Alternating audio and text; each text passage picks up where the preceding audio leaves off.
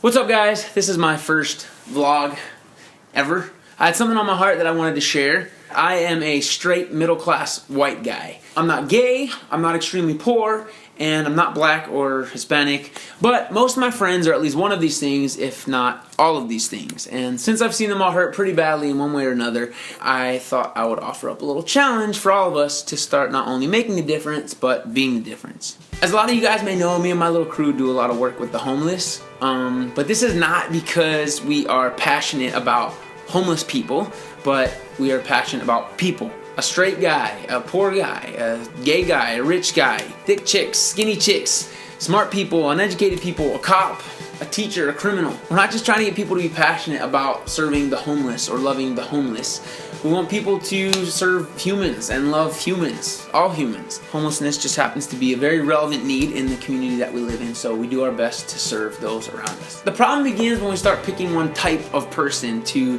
love and fight for, and we think that the community that we help and live alongside and serve is more important than other people with other problems. See, the minute that I try getting you to care specifically about the homeless, that turns into fighting for the homeless. Then that turns into siding with the homeless. And then that turns into getting mad at someone who doesn't take a side because of the injustice. You can't serve the homeless and be passionate about serving the homeless and just ignore the brokenness in the system and the pockets of corruption in the police force. See, siding with people stirs up a frustration and causes people to hate the cops and to bring people together to rise up against them.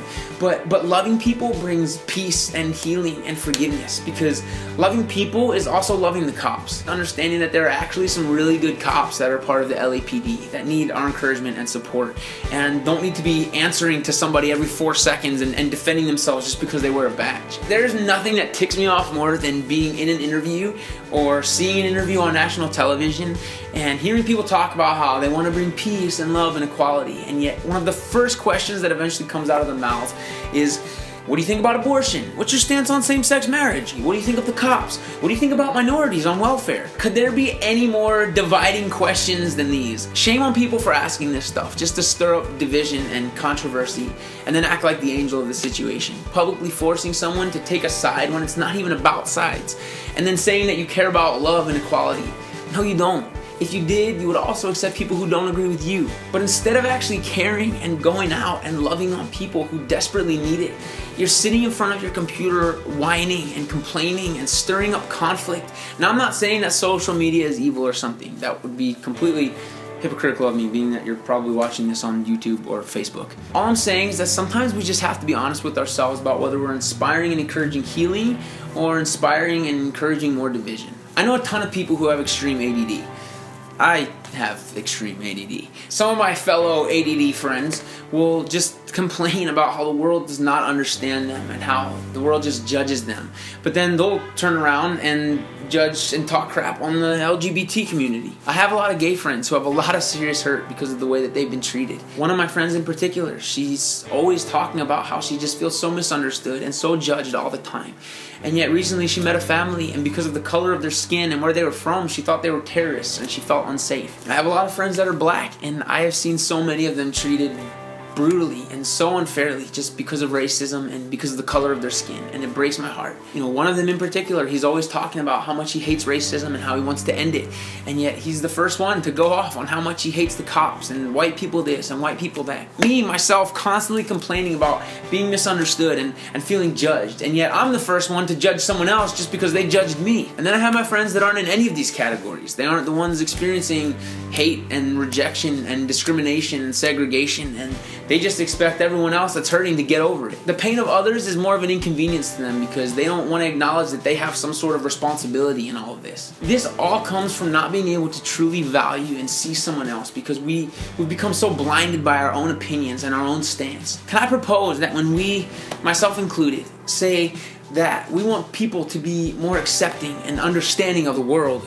that what we really mean is that we want people to be more accepting and understanding of us. Because usually we get all worked up about being misunderstood, but then we don't really take the time to try and understand the person misunderstanding us. If we really care about peace, we would stop posting such negative things on Facebook and Twitter. We'd be out loving and serving people no matter who they are or what they believe or what they look like or what their political stance is or what their sexual orientation. We'd be out loving and serving and bringing peace by squashing these fights, by helping to bring better perspective to people who don't understand those that are different than them. We would never feel the need to be seen and recognized and credited for what we're doing because it would never be about us in the first place. It would be about them. When I think about peace, I don't think about a world where everyone looks the same and sounds the same and talks the same and dresses the same and thinks the same. That sounds pretty boring and stupid.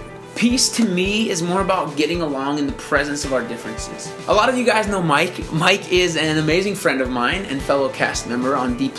He's one of my best friends, but Mike and I fight and bicker and argue more than anyone else in my whole life. He's always doing the right thing. You know, he's always got this, his Billy Graham hat on. Sometimes I want him to put his James Brown hat on. I literally don't argue and disagree with anyone as much as I do with Mike. But you know what? I would take a bullet for this guy. I love Mike with everything that I've got. We disagree a lot, but you know what I would never do? I would never go out and try and get people to think bad of Mike or have a bad opinion of Mike just because he disagrees with me.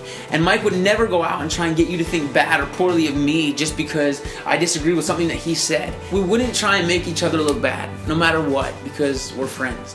And nowadays we don't really treat the world like friends. We treat the world like people who are there to make us feel understood, like they're there to make us feel like we're right, like it's up to them to fix our insecurities. I just want to remind everyone first and foremost that you matter. Your feelings are real, hurt is real. But I also want to extend this challenge. If you long to be understood, then do your best to understand people different from you. We talk about how dark the world is nowadays, but if we're called to be the light, then whose fault is it if the world is so dark?